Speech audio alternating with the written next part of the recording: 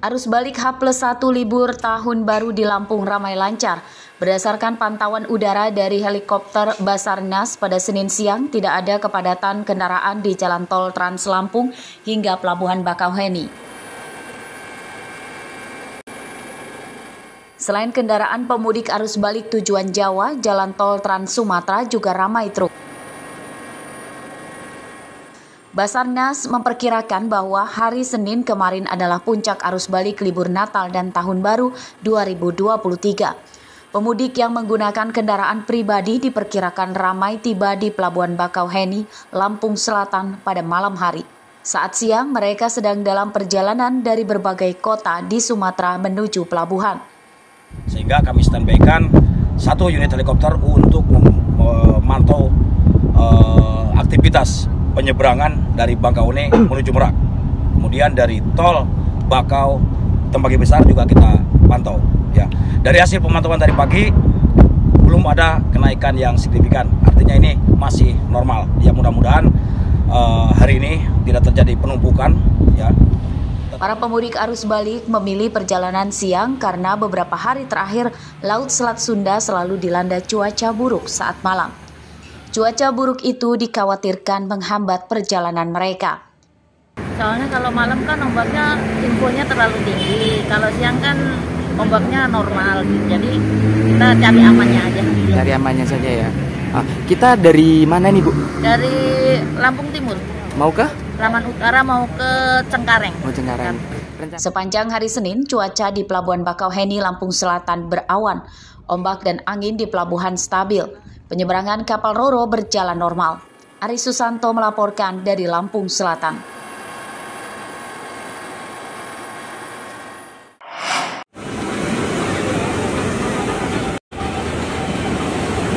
Pantai Labuhan Jukung Kerui, Kecamatan Pesisir Tengah, Kabupaten Pesisir Barat, hingga Senin siang masih ramai pengunjung.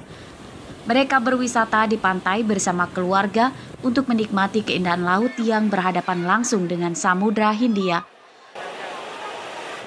Libur Tahun Baru tersebut jadi berkah bagi para pedagang makanan dan penyewa mainan di Pantai Labuhan Jukung. Penghasilan mereka meningkat hingga 100% dibanding hari libur akhir pekan. Apalagi wisatawan yang datang bukan hanya dari pesisir barat saja, namun juga dari sejumlah daerah di Lampung, bahkan ada yang dari luar Lampung. 200.000 apa? Kalau sekarang? Kalau sekarang lebih dari 400. Ya, alhamdulillah, bawa berkah banget bagi pedagang kami, orang-orang kecil. Itulah ya, setiap tahun baru tuh memang membawa berkah banget, karena kan banyak banget tuh pengunjung yang datang ke Labuan Jukung, dan itu mendukung usaha UMKM juga Mas di sini, termasuk wahana permainan usaha saya ini. Gitu. Setiap tahun baru pasti ramai. Tarif masuk ke Pantai Labuhan Jukung terjangkau. Pengunjung yang mengendarai motor membayar karcis Rp3.000.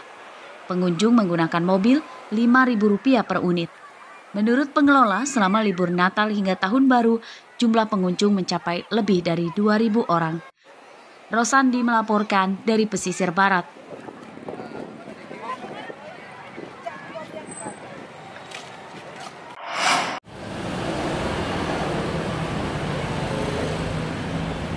Sejumlah toko oleh-oleh di Bandar Lampung hingga Senin siang masih ramai didatangi wisatawan.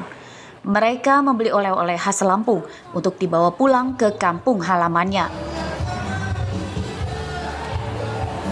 Seperti terpantau di pusat penjualan oleh-oleh di Jalan Pagar Alam, Kedaton, Bandar Lampung. Wisatawan yang usai berlibur membeli aneka makanan ringan untuk buah tangan. Oleh-oleh yang laris diantaranya keripik pisang aneka rasa, songkok atau peci batik khas Lampung, dan lainnya. Dan mau pulang ini bawa oleh-oleh dari khas Lampung, keripik pisang. Main di Pahawang, kemarin Pulau Pahawang, dan ini hari terakhir kami untuk membeli oleh-oleh dari Lampung untuk dibawa ke Linggau. Ya. Menurut salah satu pengelola toko, penjualan oleh-oleh selama libur Natal dan Tahun Baru meningkat drastis. Ini setelah kembali ramai wisatawan yang datang ke Lampung pasca pandemi COVID-19.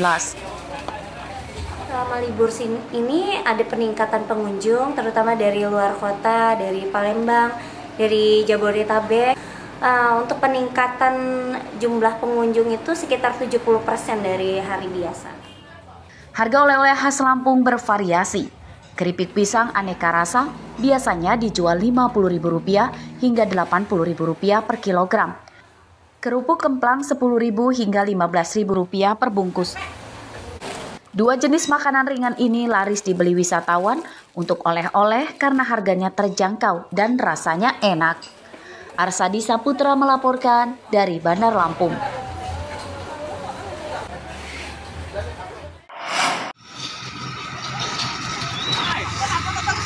Awal tahun 2023 malah diwarnai kenaikan harga beras, seperti terpantau di Pasar Unit 2 Banjaragung Tulang Bawang Senin pagi.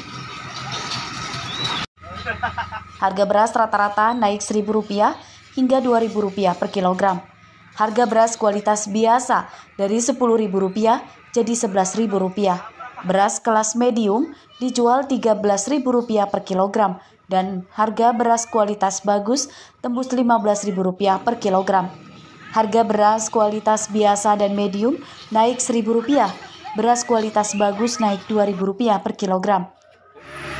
Untuk hari ini harganya itu sekarang udah naik, tapi sekarang harganya masih Rp103.000 per karungnya, tapi nanti di bulan 1 mau naik Rp2.000 per karungnya. Kalau untuk saat ini per kilonya sendiri mencapai berapa, Bu? Sekarang Rp103.000 per karungnya. Kenaikan harga beras memberatkan warga. Mereka mendesak pemerintah segera menurunkan harga beras. Harga beras saat ini sama sebagai pembeli gimana, Bu, harganya, Bu? Ini 5 kilo 60.000. Ini? Ya, harapannya berasnya murah gitu. Kenaikan harga beras di Tulang Bawang juga dampak dari nyaris habisnya stok beras di gudang Bulog setempat.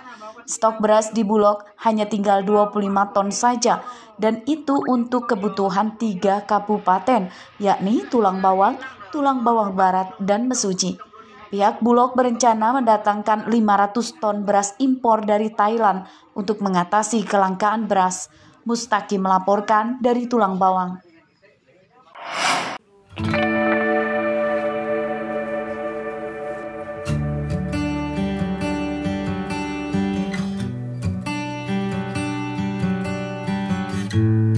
Sebagai salah satu upaya mengurangi dampak pewarna kain berbahan kimia terhadap lingkungan, sejumlah perajin UMKM di Lampung mulai melirik penggunaan pewarna alami dari daun dan bunga. Teknik ini dikenal sebagai ecoprint.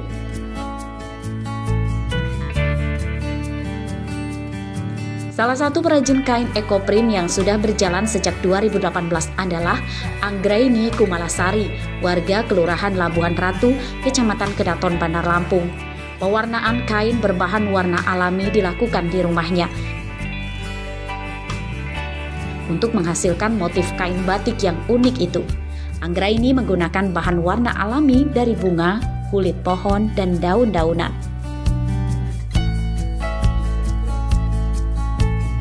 Proses pewarnaan diawali menyiapkan kain yang akan dicetak.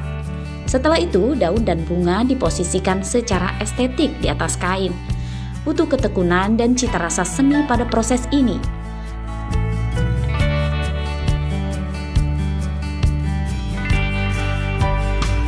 Kain kemudian digulung dan diikat kuat, lalu dikukus menggunakan api kecil selama beberapa jam. Proses pewarnaan hingga kain bisa dipakai memakan waktu hingga 10 hari, dan hal itulah yang menyebabkan harga kain sangat tinggi. Kain dengan pewarna alami dijual Rp50.000 hingga Rp1.000.000 per meter tergantung jenis kainnya. Ecoprint ini produk dengan segmentasi market tertentu ya Pak ya. Satu, karena proses pembuatannya cukup rumit, kemudian bahan bakunya juga susah didapat,